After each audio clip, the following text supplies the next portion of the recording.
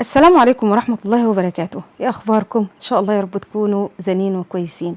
يلا النهارده هنعملوا الكيكة الطيبة دي، الكيكة الغلبانة، الكيكة اللي بتاعت زمان كده، بتاعت بدري، الكيكة اللي مهما جت صوصات وقال لك قال صوص شوكولاتة وصوص بيستاشيو وصوص لوتس وصوص مش عارف ايه وايه وايه، هي دي هتفضل زي ما هي، مش هتتأثر، والله ما هتتأثر ولا يعلى عليها. مهما اكلتي من الكيكات هتبقى هي الكيكة دي ألذ وأحلى وأطعم كيكة ممكن تتعمل وممكن وأسهل وأسرع كيكة. يعني بصي، وقت ما هتقرري عايزة نعمل كيكة هتلاقي نفسك هتاكلي كيكة يعني مش هتاخد وقت إلا وقت سواها في الفرن، ولا اختراعات ولا افتكاسات ولا عمايل ولا أي حاجة.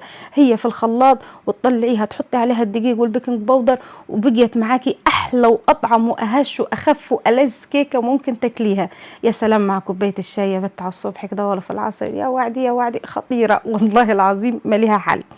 لو انت اول مرة تشوفيني، انا ام المعتصم، ودي قناتي عليها روتين صعيدي مغفلق. ما تنسيش تحطي لي اللايك الزين، اللايك هيدعمني ويرفع الفيديو ويخليه يتشاف بشكل افضل.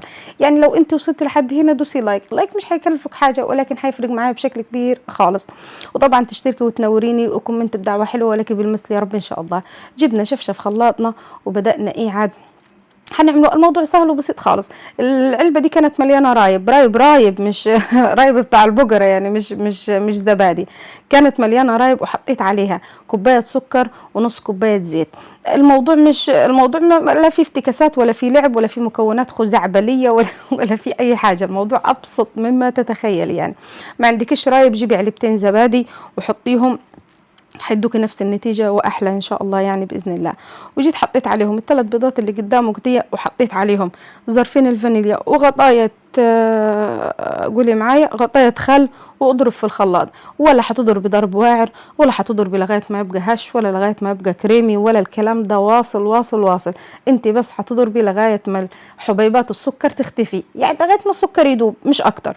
تمام. هي والله كيكة غلبانة وكيكة طيبة ومش هتتعبك يعني بصي، مش خالص، يعني ما فيش أسهل من كده وما فيش أحلى من كده وما فيش أطعم من كده. سبحان الله سبحان الله يعني والله كيكة عسل. يعني تحسي لما تعمليها كده في البيت، وكمان في الشتاء تحسي البيت دفيان، تحسي في دفى في البيت كده، في دفى وفي محبة كده والله تحسي تطفي على المكان كده محبة كده، مش عارفة يا سبحان الله. المهم، في ناس ممكن في شفشف الخلاط كده بعد ما ادتها ضربتين هتروح تحط عليها الدقيق وتحط عليها البيكنج باودر وتكملها في الخلاط وتكبها في الصينيه وقضي الامر يعني. جميل، هتبقى زي الفل.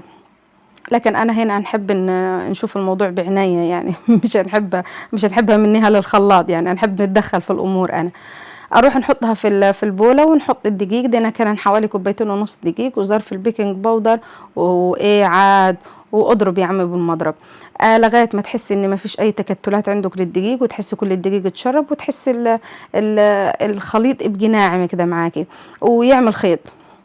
لا تخليها تقيلة خالص ولا تخليها خفيفة خالص، يعني خير الأمور الوسط. احنا مش هنفتكس ولا نبعد ولا نبدع، هذا ما وجدنا عليه آباؤنا. الكيكة دي أزلية وستظل يعني ورثناها وحنورثوها. يعني الكيكة دي لا يعلى عليها. اعملوا يا سيدي وافتكسوا واعملوا كل الاختراعات، لكن بالله ما حد يلعب في الثوابت ما حدش يلعب في الثوابت. الكيكة دي هي كده وهتبقى كده وهتقعد كده وكانت كده، هي كده تمام. ما فيهاش اي لعب، ما فيهاش اي لعب ولا فيها اي افتكاسات. حطيناها في قالب متبطن فرشة سمنة ورشة دقيق، وبعدين دخليها على الفرن. الفرن كنت انا مولعاها اصلا من اول ما بدأت نفكر نعمل كيكة، رحت ولعتها فوق وتحت شواية والفرن لغايه ما سخنت خالص. مسافه ما خلصت كنت طفيت الشوايه ودخلت الصينيه. وطي النار خالص وسيبيها مع نفسها، ما تقربيش، ما تفتحيش الفرن ابدا نهائي لغايه ما تشم الريحه. مش تكوني معليه للفرن وتشم الريحه تروح تلاقيها اتحرقت، لا، وطي النار وسيبيها تاخد وقتها خالص، ما تفتحيش الفرن.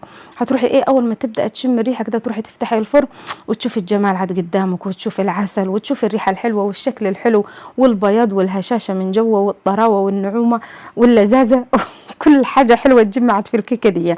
يلا قومي اعمليها على طول وافرحي وفرحي عيالك كده، واصحي الصبح فطري بيها تفتح نفسك كده. لو وصلتي لحد هنا ما تنسيش تسيبي لي اللايك والكومنت بدعوة حلوة ولك بالمثل يا رب ان شاء الله، وطبعا تشتركي وتنوريني. والسلام عليكم.